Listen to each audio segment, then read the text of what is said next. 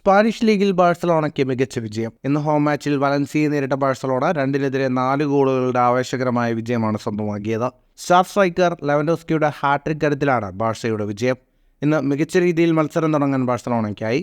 22-ാം മിനിറ്റിൽ റഫീഞ്ഞയോട് അതിമനോഹരമായ ഒരു ക്രോസ് ഹെഡറിലൂടെ വലയിലെത്തിച്ച് ഫെർമിൻ ലോപ്പസ് ബാഴ്സലോണയ്ക്ക് ലീഡ് സമ്മാനിച്ചു. ഈ ഗോളിന് പിന്നാലെ വലൻസിയയുടെ തിരിച്ചുവരവാണ് കാണാൻ കഴിഞ്ഞത്. ടെർ സ്റ്റേഗന്റെ പിഴവ് മുതലെടുത്ത് ഹ്യൂഗോ ഡെറോ വലൻസിയയെ ഒപ്പമെത്തിച്ചു.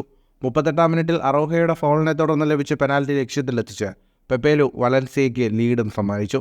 എന്നാൽ ഇഞ്ചുറി ടൈമിൽ ബോക്സിന് പുറത്തു നിന്നുള്ള ഹാൻഡിനെ തുടർന്ന് വലൻസിയ ഗോൾ കീപ്പർ ചുവപ്പ് കാർഡ് കണ്ട് പുറത്തേക്ക്. 1-2 അവസാനിച്ച ആദ്യ പകുതിക്ക് ശേഷം 10 പേരായി ചുരുങ്ങിയ വലൻസിയയ്ക്കെതിരെ രണ്ടാം പകുതിയുടെ തുടക്കത്തിൽ ബാഴ്സലോണ സമനില പിടിച്ചു. ഗുണ്ടോഗനെടുത്ത കോർണറിൽ നിന്ന് ഹെഡറിലൂടെ ലെവൻഡോസ്കി പന്ത് വലയിലെത്തിച്ചു. സ്കോർ 2-2. മത്സരം പുരോഗമിക്കവേ 82-ാം മിനിറ്റിൽ ബാഴ്സലോണ ലീഡെടുത്തു. ഒരു കോർണറിൽ അറോഹയുടെ ഹെഡർ ശ്രമം ലെവൻഡോസ്കി ഹെഡറിലൂടെ വലയിലെത്തിച്ചു. ഒടുവിൽ ഇഞ്ചുറി ടൈമിൽ ഒരു ഫ്രീ കിക്ക് ഗോളിലൂടെ ലെവൻഡോസ്കി തൻ്റെ ഹാട്രിക്കും ബാഴ്സയുടെ വിജയവും പൂർത്തിയാക്കി.